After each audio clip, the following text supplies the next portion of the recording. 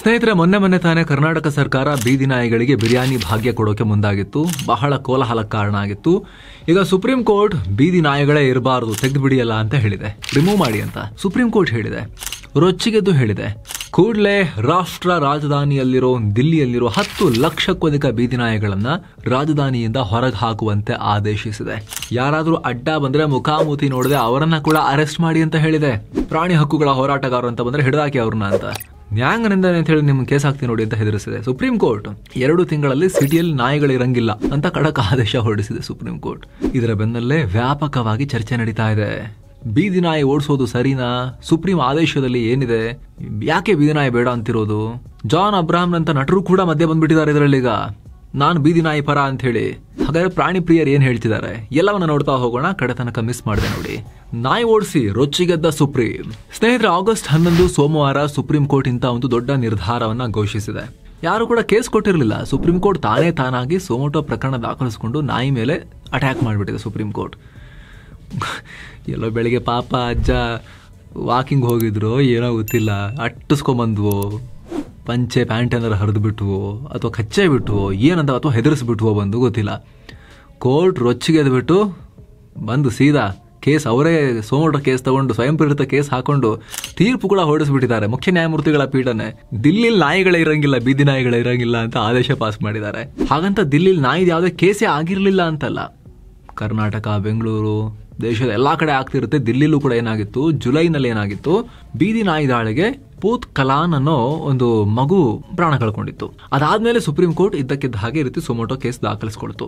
ಇದರ ವಿಚಾರಣೆ ನಡೆಸಿದ ಜಸ್ಟಿಸ್ JB ಪರ್ದಿವಾಲಾ ಮತ್ತು ಜಸ್ಟಿಸ್ R ಮಹದೇವನ್ ಅವರಿದ್ದ ನ್ಯಾಯಪೀಠ ಈ ಮಹತ್ವದ ನಿರ್ದೇಶಗಳನ್ನು ನೀಡಿದೆ. ನ್ಯಾಯಪೀಠ ನೀಡಿರೋ ಪ್ರಮುಖ ನಿರ್ದೇಶಗಳನ್ನು ನೋಡಿದ್ರೆ ನಾಯಿಗಳು ನಿಂತಲ್ಲೇ ನಡುಗಿ ಹೋಗಬೇಕು. ನಮ್ಮ ಭವಿಷ್ಯ ಅಂಧಕಾರಕ್ಕೆ ತಲುಪ್ತಾ ದಿಲ್ಲಿ ನಾಗರಿಕರೇ ನಾವು ಹೋಗಿ ಬರ್ತೀವಿ ಅಂತ ಟಾಟಾ ಮಾಡಿ ನಾಯಿಗಳು ಹೊರಡಬೇಕು, ಆ ತರ ಇದೆ. ಅಷ್ಟು ಖಡಕ್ ಗೈಡ್ಲೈನ್ಸ್ ಜಾರಿ ಮಾಡಿದ್ದಾರೆ. ಮೊದಲನೇದು, municipal corporation of Delhi MCD ಮತ್ತು new Delhi municipal corporation NDMC immediate ಆಗಿ ಡಾಗ್ ಶೆಲ್ಟರ್ಸ್ ನಿರ್ಮಾಣ ಮಾಡಬೇಕು. ಡಾಗ್ ಶೆಲ್ಟರ್ಸ್ ನಲ್ಲಿ ಸ್ಟಿರಿಲೈಸ್ ಮತ್ತು ಇತರ ಕೆಲಸಕ್ಕೆ ಸಾಕಷ್ಟು ಸಿಬ್ಬಂದಿ ಇರಬೇಕು. ನೀವು ಹಿಡ್ಕೊಂಡು ಹೋಗಿ ಶೆಲ್ಟರ್ ನಲ್ಲಿಟ್ಟ ನಾಯಿ ಮತ್ತೆ ತಪ್ಪಿಸ್ಕೊಂಡು ಬೀದಿಗೆ ಬರೋಂಗಿಲ್ಲ. ಶೆಲ್ಟರ್ಗಳಲ್ಲಿ CCTV ಹಾಕಿ ಇವುಗಳನ್ನ ಹಿಡಿದಾಕಬೇಕು. ಅಂದ್ರೆ ಜೈಲ್ ತರ ಮಾಡಿ, ನಾಯಿ ಜೈಲ್ ಅಂತ ಒಂದು ಮಾಡಿ ಅದಕ್ಕೆ ಹಾಕಿ, ಅದಕ್ಕೆ ಸೆಕ್ಯೂರಿಟಿ ಹಾಕಿ ಹೊರಗೆ ಬರ್ದಿರಂಗೆ ನೋಡ್ಕೊಳ್ಳಿ. CCTV ಕಣ್ಗಾವಲು ಕೂಡ ಆ ಜೈಲಿಗೆ ಕೊಡಿ ಅಂತೇಳಿ ಇಂಡೈರೆಕ್ಟ್ ಆಗಿ ಹೇಳ್ತಿದ್ದಾರೆ. ಶೆಲ್ಟರ್ ಅಂತ ಕರೀತಿದ್ದಾರೆ. ಕೂಡ ಹಾಕಿದ್ರೆ ಮತ್ತಿನ್ನೇನು. ಇಷ್ಟು ಕೆಲಸ 8 ವಾರದೊಳಗಡೆ ಆಗಬೇಕು ಅಂತ ಡೆಡ್ಲೈನ್ ಕೂಡ ಕೊಟ್ಟಿದ್ದಾರೆ. ಅಲ್ಲದೆ ಕುರಿತು ವರದಿಯನ್ನ ಕೋರ್ಟ್ಗೆ ಸಲ್ಲಿಸಬೇಕು ಅಂತ ಕೂಡ ನ್ಯಾಯಪೀಠ ಹೇಳಿದೆ. ಎರಡನೇದಾಗಿ, ಈ ಯೋಜನೆಯಲ್ಲಿ ಆರಂಭಿಕವಾಗಿ 1-2 ಶೆಲ್ಟರ್ ಮಾಡಿ ಸುಮ್ಮನಾಗಬಾರದು. ನಮ್ಮ ಕಣ್ಣೋರ್ಸಕ್ಕೆಲ್ಲ ಟ್ರೈ ಮಾಡಬೇಡಿ, ಕಣ್ಣಿಗೆ ಧೂಳು ಹಾಕಕ್ಕೆ ಟ್ರೈ ಮಾಡಬೇಡಿ. ನಾವು ನೋಡ್ತಾ ಇರ್ತೀವಿ, ಕಂಪ್ಲೀಟ್ ನಿರಂತರವಾಗಿ ಶೆಲ್ಟರ್ ಸಂಖ್ಯೆಯನ್ನು ಜಾಸ್ತಿ ಮಾಡ್ತಾ ಹೋಗಬೇಕು. 6-8 ವಾರಗಳಲ್ಲಿ 5,000 ನಾಯಿಗಳಿಗೆ ಸಾಕಾಗಷ್ಟು ಶೆಲ್ಟರ್ಸ್ ಕಟ್ಟಬೇಕು ನೀವು. National capital territory NCT, Delhi, MCD ಮತ್ತು NDMCಗಳು ಸೇರಿಕೊಂಡು ಆದಷ್ಟು ಬೇಗ ನಾಯಿಗಳನ್ನು ಈ ಜಾಗಗಳಿಗೆ ಹಾಕಿ ಕೂಡ ಹಾಕಬೇಕು. ಅದರಲ್ಲೂ ಮುಖ್ಯವಾಗಿ ಸ್ಲಮ್ ಏರಿಯಾ ಮತ್ತು ನಗರದ ಹೊರವಲಯದಿಂದ ನಾಯಿಗಳನ್ನು ಶೆಲ್ಟರ್ಗೆ ಸ್ಥಳಾಂತರ ಮಾಡಬೇಕು. ಹೇಗೆ ಎಕ್ಸಿಕ್ಯೂಟ್ ಮಾಡಬೇಕು ಅಂತ ಅಧಿಕಾರಿಗಳು ಚರ್ಚಿಸಿ ಡೆಡಿಕೇಟೆಡ್ ಟೀಮ್ಗಳನ್ನು ರೆಡಿ ಮಾಡಿಕೊಂಡು ನಾಯಿ ಹಿಡೀರಿ. ಇದರಲ್ಲಿ ಯಾವುದೇ ಕಾಂಪ್ರಮೈಸ್ಗೆ ಅವಕಾಶ ಇಲ್ಲ. ಒಂದು ವೇಳೆ ಕಾರ್ಯಾಚರಣೆಗೆ ಯಾವುದೇ ವ್ಯಕ್ತಿ ಅಥವಾ ಯಾವುದಾದ್ರೂ ಸಂಸ್ಥೆಗಳು ಅಡ್ಡಪಡಿಸಿದ್ರೆ ನಮಗೆ ಹೇಳಿ, ಅಂಥವ್ರ ವಿರುದ್ಧ ನಾವು ಕ್ರಮ ತಗೊಳ್ತೀವಿ ನಾಯಿ ಪ್ರಿಯರ ಮೇಲೆ. ಯಾಕಂದರೆ ಸಾರ್ವಜನಿಕ ಹಿತಾಸಕ್ತಿಯನ್ನು ಮಂಡಲಿಟ್ಕೊಂಡು ನಾವು ಈ ನಿರ್ದೇಶನಗಳನ್ನು ಕೊಡ್ತಾ ಇರೋದು ಅಂತ ಸುಪ್ರೀಂ ಕೋರ್ಟ್ ರೊಚ್ಚಿಗೆದ್ಬಿಟ್ಟಿದೆ. ಇದೇ ವೇಳೆ ನ್ಯಾಯಪೀಠ ಏನು ಹೇಳಿದೆ ಅಂದರೆ, ಇನ್ಮುಂದೆ ಶಿಶುಗಳು ಮತ್ತು ಚಿಕ್ಕ ಮಕ್ಕಳು ರೇಬಿಸ್ಗೆ ಬಲಿಯಾಗಬಾರ್ದು. ಈ ಕಾರ್ಯಾಚರಣೆ ಮೂಲಕ ನಾಯಿಗಳು ಕಚ್ಚುವ ಭಯ ಇಲ್ಲದೆ ರಸ್ತೆಯಲ್ಲಿ ಆರಾಮಾಗಿ ನಡೆದುಕೊಂಡು ಹೋಗೋ ಕಾನ್ಫಿಡೆನ್ಸ್ ನಮಗೆಲ್ಲ ಬರಬೇಕು. ಸಂಪೂರ್ಣ ಕಾರ್ಯಾಚರಣೆಯಲ್ಲಿ ಸೆಂಟಿಮೆಂಟ್ಗೆ ಯಾವುದೇ ಜಾಗ ಇರಂಗಿಲ್ಲ. ನಾಯಿಗಳನ್ನು ಹಿಡಿದು ಹಾಕೋದು ಒಂದೇ ಗುರಿಯಾಗಿರಬೇಕು ಅಂತ ನಿರ್ದೇಶನದಲ್ಲಿ ಉಲ್ಲೇಖಿಸಿದೆ. ಮೂರನೇದಾಗಿ, ಈ ನಿರ್ದೇಶನ ಬರೀ ದಿಲ್ಲಿಗೆ ಮಾತ್ರ ಸೀಮಿತ ಆಗಿಲ್ಲ.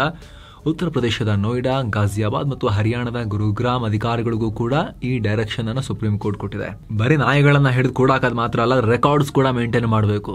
ಈ ದಾಖಲೆಗಳನ್ನ ಮುಂದಿನ ವಿಚಾರಣೆ ಸಂದರ್ಭದಲ್ಲಿ ಕೋರ್ಟ್ಗೆ ಸಬ್ಮಿಟ್ ಮಾಡಬೇಕು ಅಂತ ಕೂಡ ಹೇಳಿದೆ. ಏನು ಸ್ನೇಹಿತರೆ, ವರದಿಯಲ್ಲಿ ಮುಂದುವರಿಯುವ ಮುನ್ನ 7 Sands ಟೂರಿಸಂ ಕಂಪನಿ ಕಾಶಿ ಅಯೋಧ್ಯೆಗೆ ಮತ್ತೊಂದು ಟ್ರಿಪ್ ಅನ್ನು ಆಯೋಜಿಸಿದೆ. ಆಫರ್ ಪ್ರೈಸ್ ಕೇವಲ 29,700 ರೂಪಾಯಿ ಮಾತ್ರ.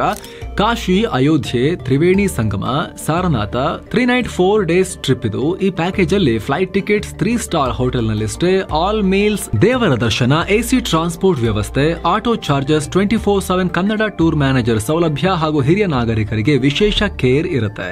ಹೊರಡೋ ದಿನ 15 ಸೆಪ್ಟೆಂಬರ್ 2025. ಕೆಲವೇ ಸೀಟುಗಳು ಲಭ್ಯ.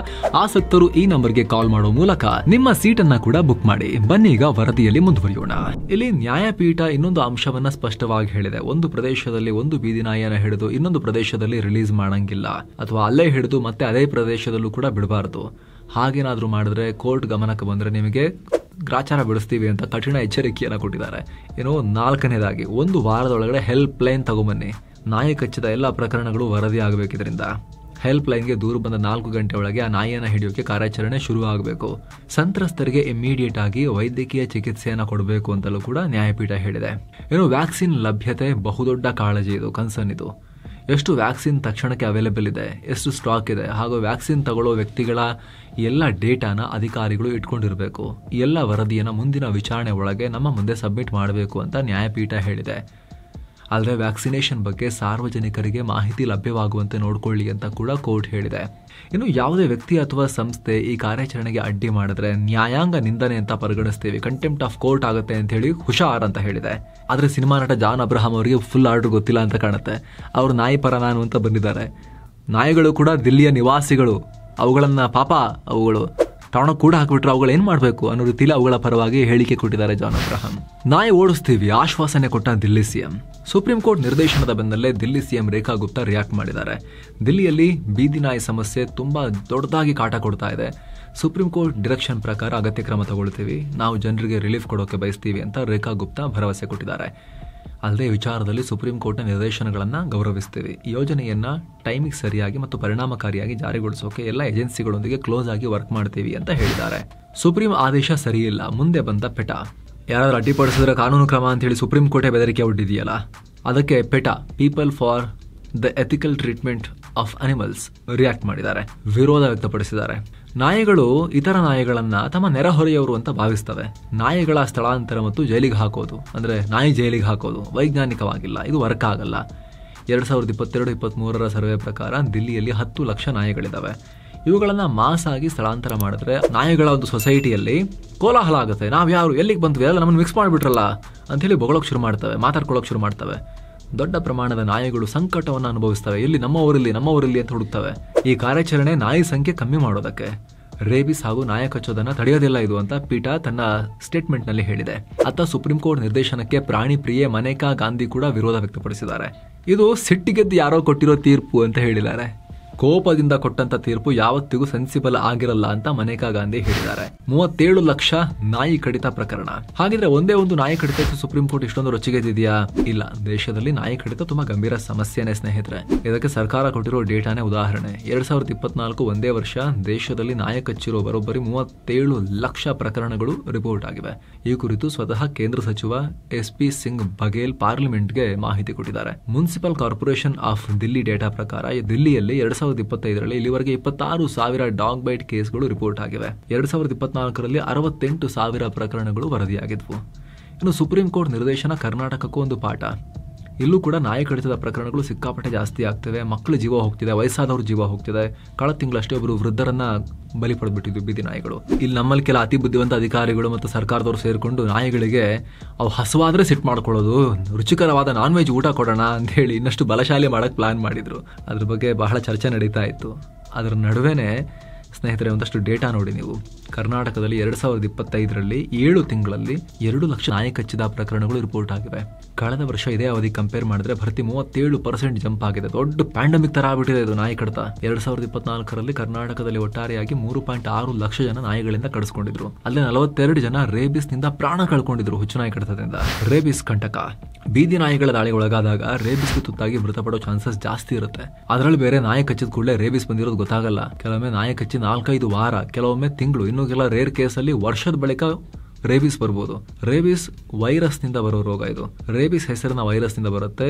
ಈ ವೈರಸ್ ಸೋಂಕಿತ ನಾಯಿ, ಬೆಕ್ಕು, ಬಾವಲಿಗಳ ಎಂಜಿಲು, ಸಲೈವದಲ್ಲಿರುತ್ತೆ. ಈ ಕಾಯಿಲೆ ಬಂದ್ರೆ ಮುಖ್ಯವಾಗಿ ಬ್ರೈನ್ ಮತ್ತು ನರ್ವಸ್ ಸಿಸ್ಟಮ್ಗೆ ಪ್ರಾಬ್ಲಮ್ ಆಗುತ್ತೆ. ಈ ರೋಗದ ಲಕ್ಷಣ ಅಂದ್ರೆ ಜ್ವರ, ಆತಂಕ, ಗೊಂದಲ, ಹಾಗೆ ಹೈಡ್ರೋಫೋಬಿಯಾ, ನೀರನ್ನ ಕಂಡ್ರೆ ಹೆದರಿಕೆ ಆಗೋದೆಲ್ಲ ಆಗುತ್ತೆ. ರೇಬಿಸ್ ಅತ್ಯಂತ ಭಯಾನಕ ಮಾರಣಾಂತಿಕ ರೋಗ. ಒಂದ್ಸಲ ರೋಗ ಅಟ್ಯಾಕ್ ಆದ ನಂತರ ವ್ಯಾಕ್ಸಿನ್ ವರ್ಕ್ ಆಗೋದು ಬಹಳ ಕಷ್ಟ. ಹೀಗಾಗಿನೇ ರೋಗ ಲಕ್ಷಣ ಕಾಣಿಸ್ಕೊಳ್ಳೋದ್ರೊಳಗಡೆ ವ್ಯಾಕ್ಸಿನ್ ತಗೋಬೇಕು.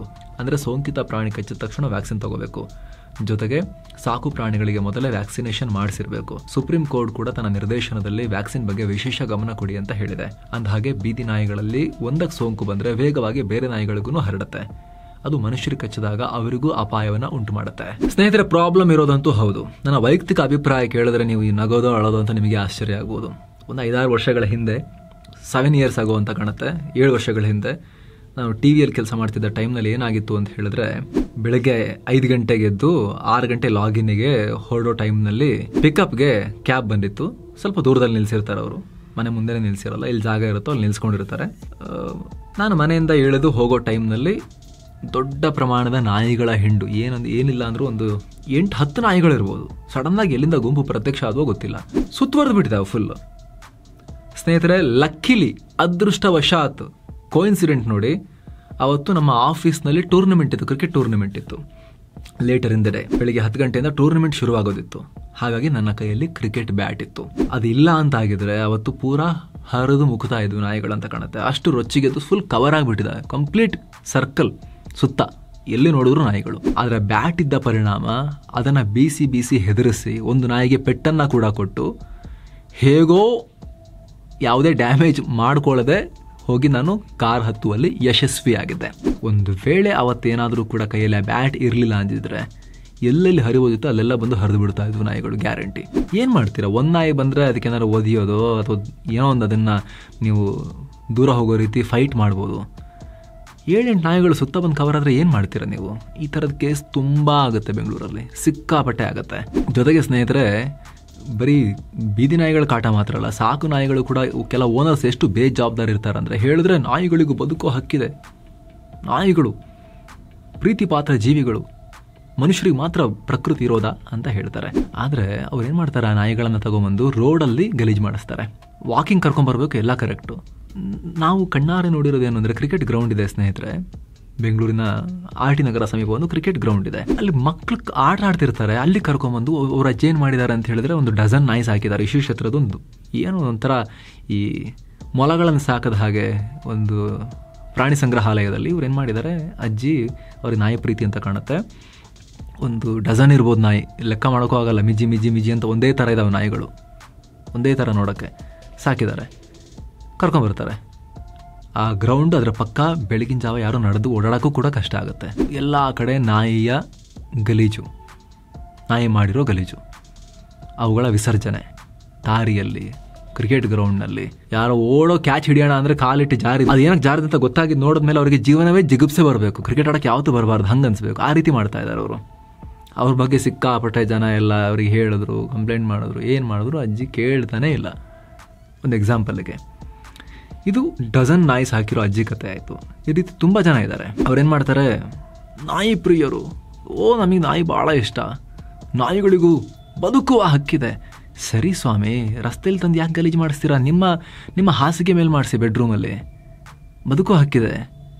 ಟಾಯ್ಲೆಟಲ್ಲಿ ಮಾಡಿಸಿ ನಿಮ್ಮ ಮನೇಲಿ, ಅಲ್ಲಿ ಮಾಡ್ತಿಲ್ವಾವು, ಮನೇಲೇ ಬಿಟ್ಬಿಡಿ, ಎಲ್ಲರೂ ಮಾಡ್ಕೊಳ್ಳಿ ಬಿಡಿ, ಕ್ಲೀನ್ ಮಾಡಿ. ಆಮೇಲೆ ಓಕೆ, ನಿಮಗೆ ರೋಡಲ್ಲೇ ಮಾಡಿಸ್ಬೇಕಾ, ಸೈಡಲ್ಲಿ ಮಾಡಿಸಿ. ಒಂದು ಒಂದು ಒಂದು ಒಂದು ಬಿನ್ನು, ಒಂದಷ್ಟು ಪೇಪರ್ ಇಟ್ಕೊಂಬನ್ನಿ, ಬಾಚ್ಕೊಂಡು ತೊಗೊಂಡು ಹೋಗಿ, ನಿಮ್ಮ ಕೆಲಸ ಅದು. ನಿಮ್ಮ ಪ್ರೀತಿ ಪಾತ್ರ ಮಗು ಅದು, ನಾಯಿ ಅದು, ನೀವೇ ಕೇರ್ ಮಾಡ್ಬೇಕು ಅದನ್ನು. ಸಾರ್ವಜನಿಕ ಪ್ರದೇಶದಲ್ಲಿ ಹೆಂಗೆ ನ್ಯೂಸೆನ್ಸ್ ಕ್ರಿಯೇಟ್ ಮಾಡ್ತೀರ ನೀವು ಅಲ್ವಾ? ಇಲ್ಲ ಡೈಪರ್ ಆದರೂ ಹಾಕಿ, ಡಾಗ್ ಡೈಪರ್ಸ್ ಎಲ್ಲ ಬಂದಿದ್ದಾವಲ್ಲ, ಅದೆಲ್ಲ ಮಾಡೋಕ್ಕಾಗಲ್ಲ.